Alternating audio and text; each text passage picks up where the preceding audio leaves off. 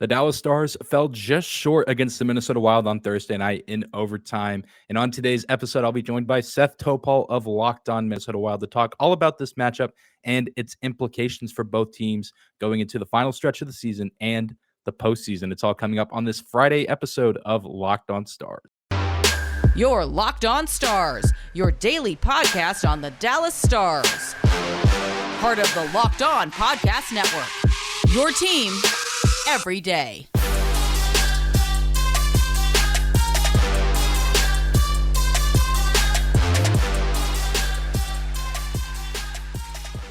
Howdy, Stars fans. Welcome back to the Locked On Stars podcast, the only daily podcast covering the Dallas Stars, part of the Locked On Podcast Network, your team every day. I'm your host, Dane Lewis, your local expert on all things Dallas Stars hockey, credentialed member of the Dallas Stars media, coming to you on this Friday, April 15th. Hope you guys are having a great end to your week, and thank you for stopping by today's episode of Locked On Stars and for making us your first listen of the day. Be sure to hit that subscribe button if you're watching on YouTube, the follow button on your favorite podcasting platform. Remember to leave a rating or review if you like what you hear. And you can, of course, find me on Twitter at Dane_Lewis and our show on Twitter at Locked On Stars. But without any further hesitation, let's get right down to business and jump into today's crossover episode with Locked On Wild.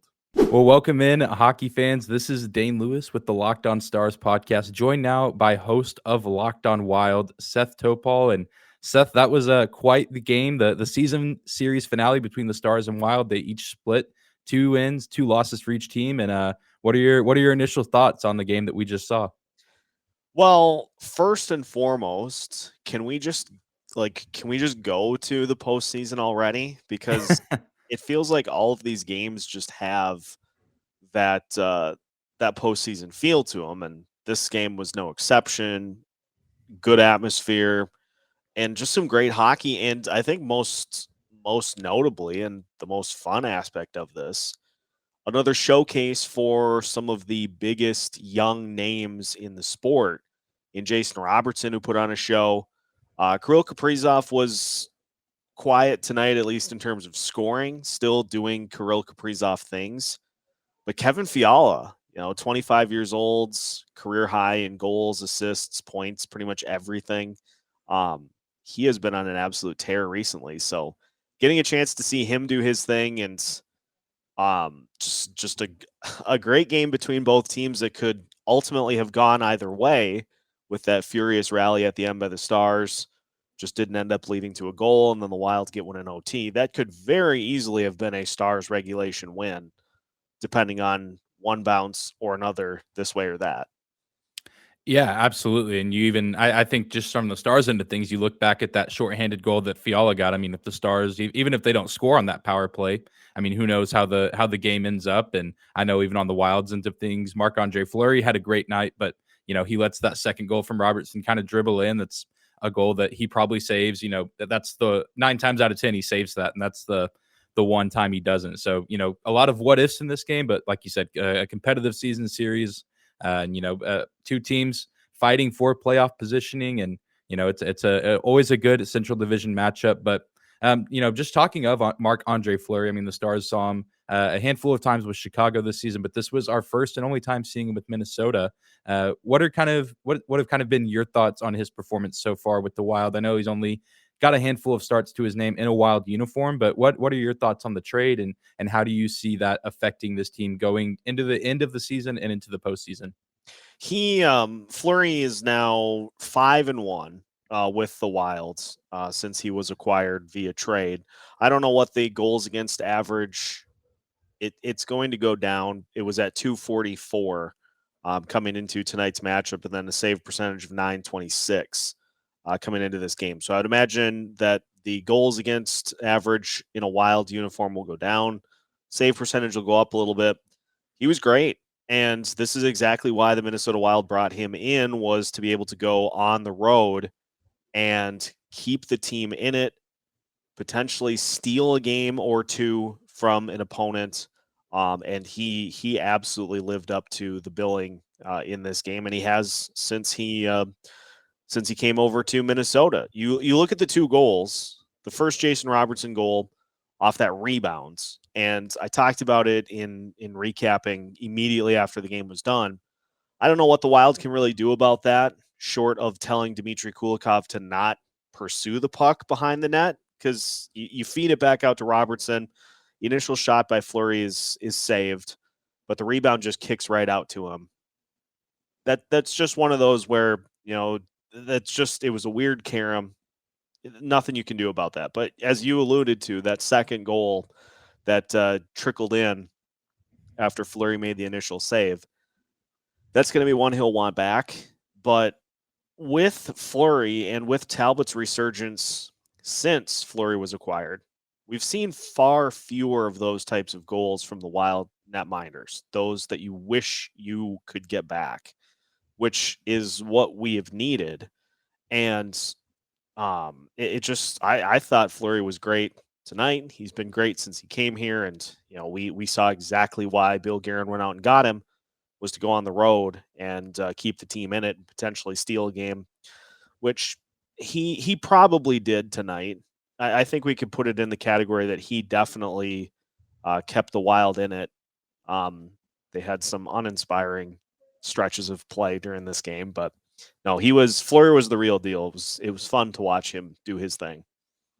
Yeah, absolutely. I think I would agree on that because, I mean, even early in the game after, the Wild go up 1-0, the Stars had some great looks, but the story of the season for the Stars has been getting, just stopped by these great goaltenders or even mediocre goaltenders. But Marc-Andre Fleury, by no means mediocre.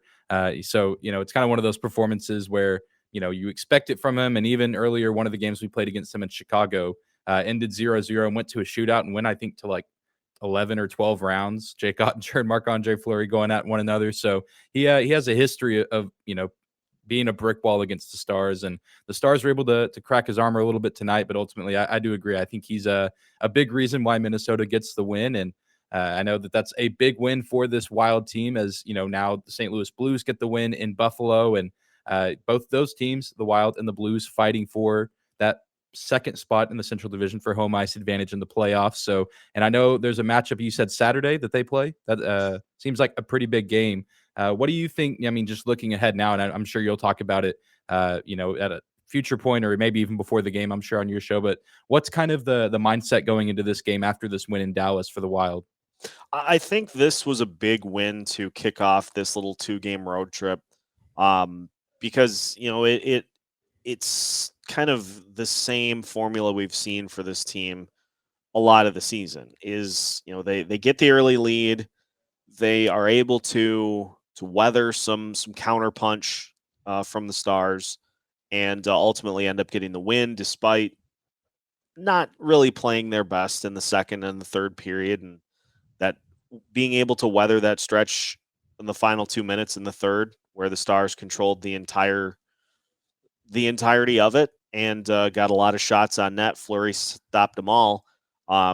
So being able to weather all that and come away with a win on the road is big. It's a huge confidence boost, I think, for this team, considering how things recently had gone against the Dallas Stars, with those 2 lopsided losses most recently.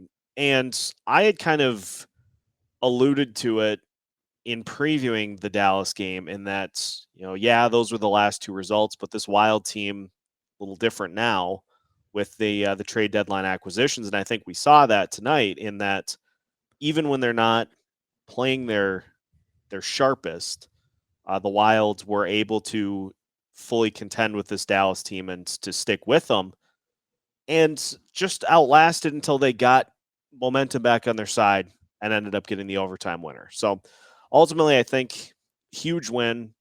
Anytime you can get a win on the road is big, and especially against a team that is fighting for a spot in the Western Conference playoffs. We'll certainly take it.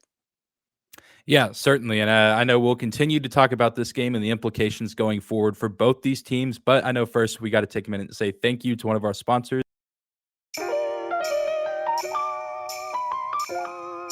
Yeah, we're going to talk about the fact that we're in the month of April. Spring showers bring April Built Bars, I think, is what we're going to go with. And, if you're looking for a great way to eat better and to kind of get yourself in spring mode and summer mode. Built Bar is as good of a route as you can possibly go. If you've tried Built Bars before and you're looking for something to kind of shake up your normal Built Bar routine, Puffs are absolutely the best route to go. They're one of Built Bar's best tasting bars. They are the first ever protein infused marshmallow. Built Bar Puffs are fluffy, they're marshmallowy, not just a protein bar, they're a treat, and they're covered in 100% real chocolate. As with your typical Built Bar, they contain 130 calories, 4 grams of sugar, 4 net carbs, and 17 grams of protein. You can compare that to any of your standard candy bars, which check in at about 240 calories, 30 grams of sugar, and dozens of net carbs. So shake that candy bar habit, grab a Built Bar, and if you head to Built.com right now, you can use promo code LOCKED15 to get 15% off of your order.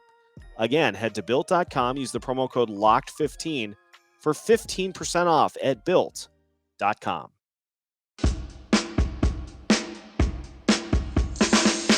We will continue this crossover episode of Locked On Stars and Locked On Wild. Again, thank you for making both shows your first listen each and every day.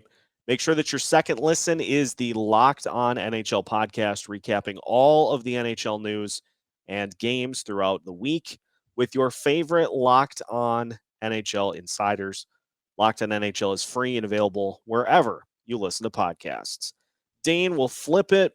I've got some Stars questions for you in reaction to this game before we take a look at the playoff picture for both teams kind of down the stretch here. So we got to talk Jason Robertson. Continues to have a sensational season, had 2 goals in this game.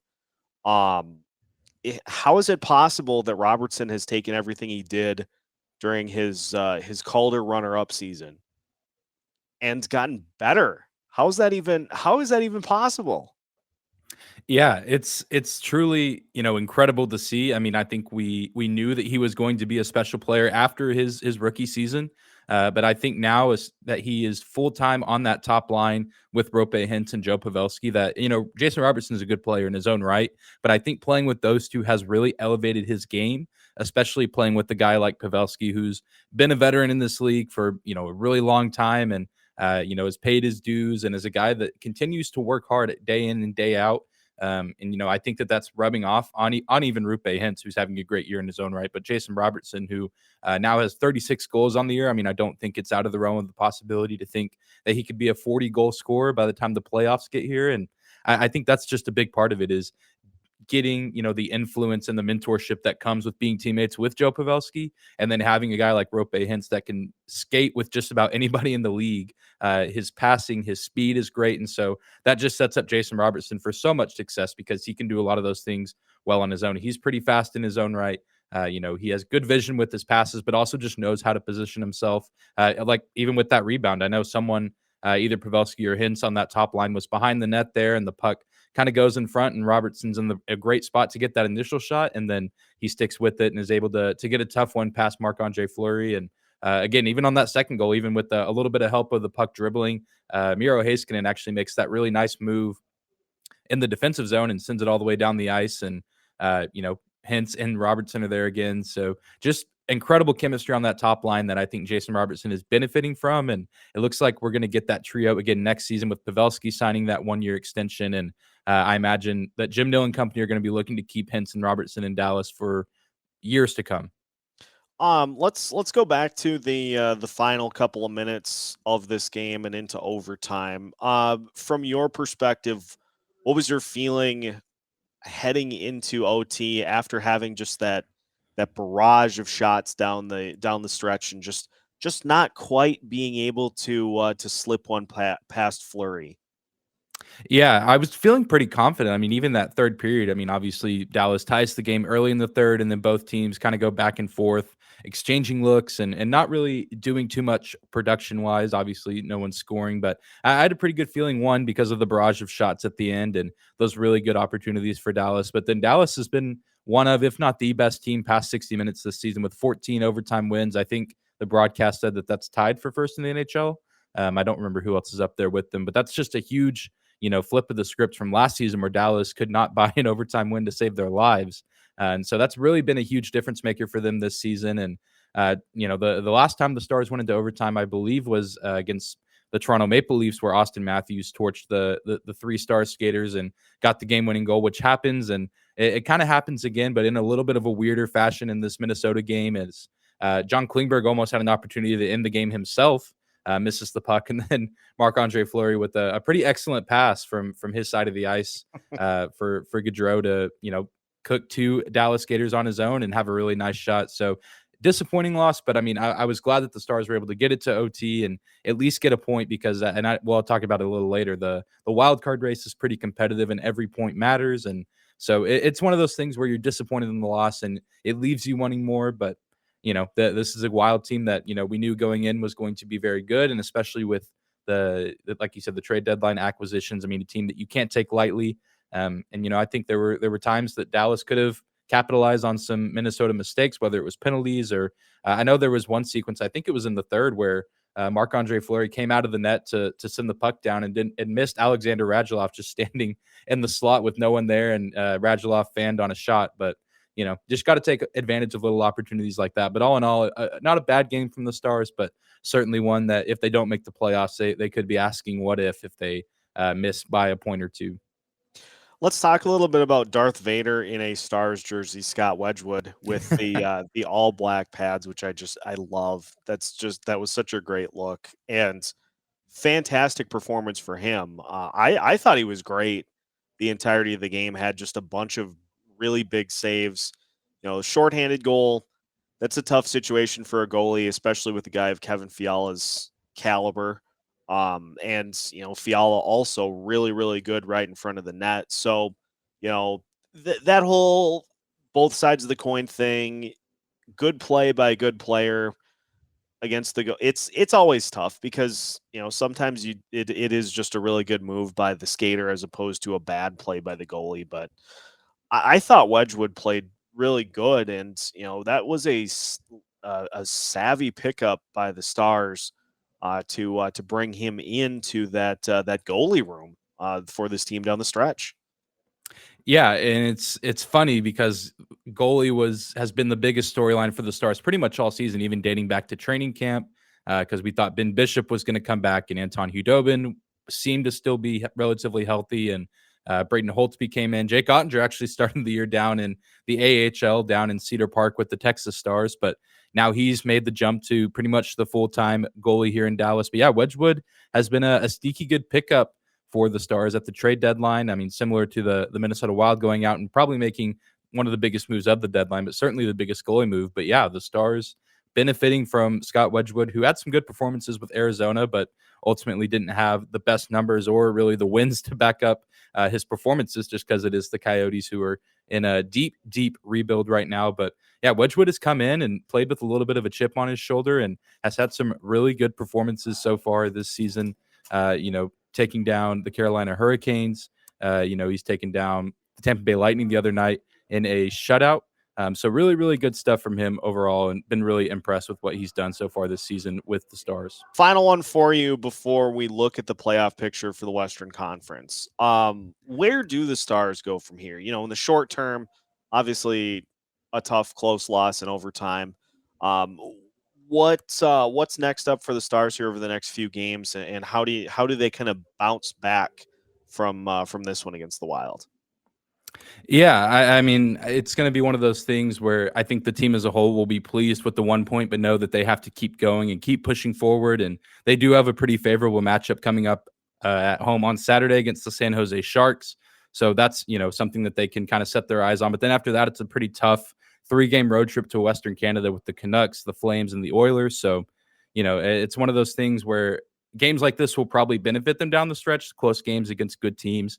Because I think they'll be getting some of that to close out the year with, especially on this road trip that they have. But even at home, they'll have the Golden Knights in town and some other difficult opponents as well coming to the American Airlines Center. So, tough game to swallow on Thursday night, but ultimately a game I think that will benefit the Stars long run, especially if they can get into the postseason.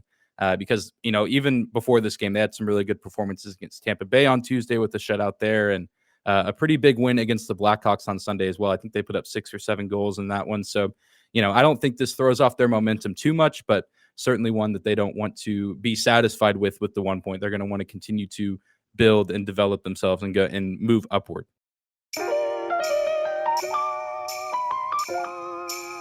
Well, one thing that we can bet on is that this Western Conference playoff picture is going to be just insane. And before we talk about it, speaking of betting, it's time to give a little shout out to our friends at BetOnline. It sure is. BetOnline is the number one source for all your betting, sports needs, stats, and information. You can find all the latest sports developments, league reviews, and news, including this year's basketball playoffs and start of the Major League Baseball season. I know the Minnesota Timberwolves in the thick of things in the NBA playoffs, as are the Dallas Mavericks. Really fun time to be a sports fan right now with baseball, picking up the basketball playoffs, Stanley Cup playoffs right around the corner. And BetOnline is your continued source for all your sports wagering information, from live betting to playoffs, esports, and more. Head to the website today or use your mobile device to learn more about the trends and action. BetOnline.net, where the game starts.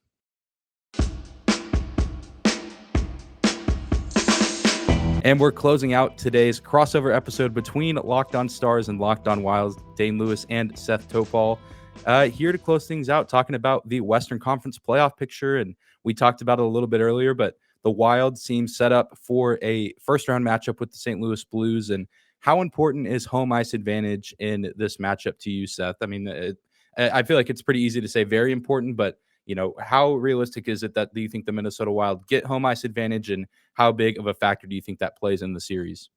It's really interesting because you look at the whole concept of home ice advantage throughout the playoffs, and it will be for the first round, but especially against a team like the St. Louis Blues, how easy it is for home ice advantage to be nullified if in those first couple of games of the series, if they were to be at XL Energy Center and the Blues come in and get a win, home ice is gone. So ultimately, it would be nice to be the higher seed, just in having that kind of mental confidence of, hey, we were the better team throughout the season. The Blues maybe had the better season series. Ultimately, that will be decided on Saturday in a game that I think will decide who ends up being the 2 seed or the 3 seed in these playoffs. Now, Nashville could maybe make a run at one or both of these teams, but the fact that they were getting trounced by Edmonton, they're probably going to be more of a wild card team in my estimation. But the big thing is, I think with the Wild getting Marc-Andre Fleury, they got somebody that can help try to neutralize some of that home ice advantage for their opponents. Whereas, let's say St. Louis gets home ice in the first round. You roll Marc-Andre Fleury out there in game 1 and he steals one, you're even the rest of the series.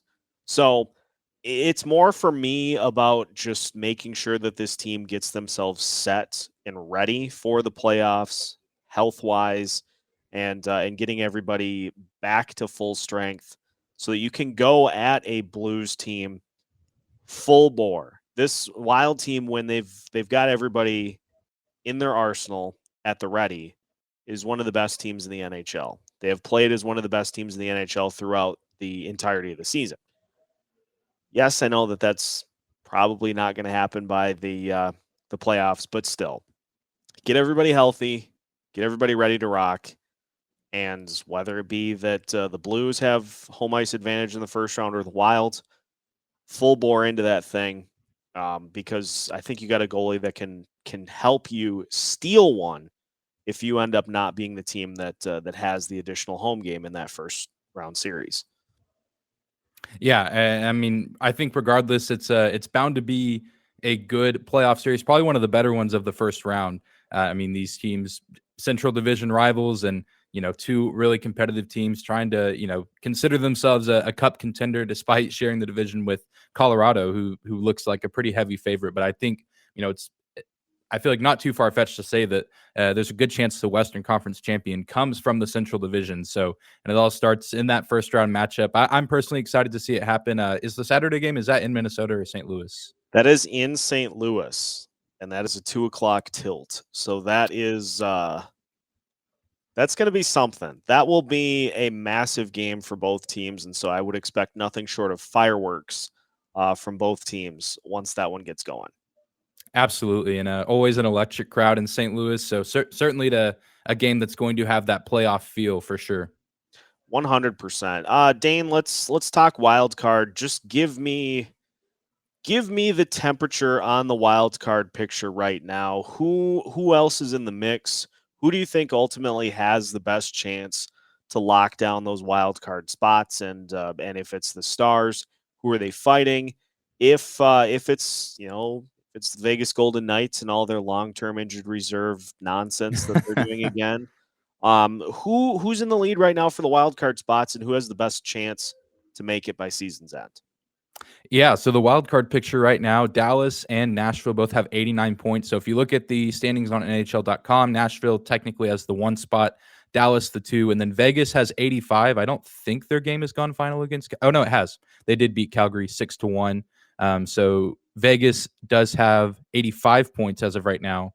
I think that might be wrong. I don't think that's updated yet on the standings, but they're in the mix with Dallas and Nashville for these wild card spots. You could argue that Vancouver and Winnipeg are still there with 82 and 81 points apiece, but I don't think either of those teams really have the pieces to surpass Dallas, Nashville, or Vegas. So it's really a 3-team race at this point, and it's spicy. If you're asking for the temperature, if you ask me, it's the positioning is changing pretty much day in and day out, and this would have been a really nice game for the Stars to win, because had they won, they would have leapfrogged Nashville for that top spot. But Nashville's loss and Dallas's 1 point means that now both teams are tied. So it really feels like a race for that number 1 spot, because I think all 3 of these teams would much rather match up with the Calgary Flames rather than the Colorado Avalanche, which if the season ended right now, that's who the Dallas Stars would play, which I say that the Stars went 2-1 against the Avs this season. So, but we played all 3 of our games against them before the trade deadline, and they were a great team, and now they're an even greater team with some of the moves they made at the deadline. So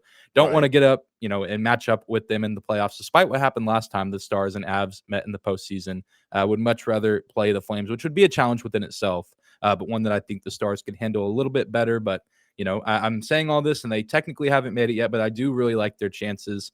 Well, whether Nashville or Vegas makes it in, it's hard for me to say, because this Vegas team was predicted by many to win their division, but now they might not make the postseason. And so obviously beating Calgary 6-1 on the road is no small feat. But Nashville also, streaky in their own right. So it's going to be really interesting to see how it shapes out. And Dallas does have one more game against the Golden Knights. I think it's like their second to last game of the season at home. That'll probably end up being a pretty important game. And, I think Nashville has like a top 3 most difficult strength of schedule to close out the year. So some pretty favorable numbers in Dallas's favor, but they have to go out and win some of their games. And, they do have some pretty easy ones left on the schedule as well, with Anaheim and Arizona both coming to town at one point. Well, it's going to be a fascinating end to the regular season, as it seems like everybody has games that have impact on some aspect of the postseason here down the stretch, and there's no better way to do it. So we hope that it's an exciting end to the season, just like this was an exciting finish to this game. And so best of luck to the Stars the rest of the way. Hopefully, I'd like to see Nashville on the outside. Just my personal preference, but we'll see. I usually don't. I think I feel the same way. I think Nashville's probably Dallas's biggest rival. So to kind of get to hold that over them, especially after the start to the they had, I think around the All-Star break, they were second in the division, and still a pretty good season for a lot of their guys. Roman Yossi, big year. UC Saros, great year. Philip Forsberg, Matt Duchene. So definitely, have some potential with that team. But yeah, I think personally, I'd like to see Vegas make it as well over Nashville. I'll agree. And I think that is where we're going to leave things for this crossover edition of Locked On Wild and Locked On Stars. So make sure that you follow both shows wherever you listen to podcasts. And now that your first listen of the day is done, head over to the Locked On NHL podcast to get a full recap of all of last night's action and a look ahead to what's coming up here in another busy weekend in the NHL. Locked On NHL is available, is free and available wherever you listen to your podcasts, just like both of these shows. So follow, subscribe, and hang around for the ride the rest of the season with both Dane and myself. We are giving you new episodes every Monday through Friday as parts of the Locked On Podcast Network.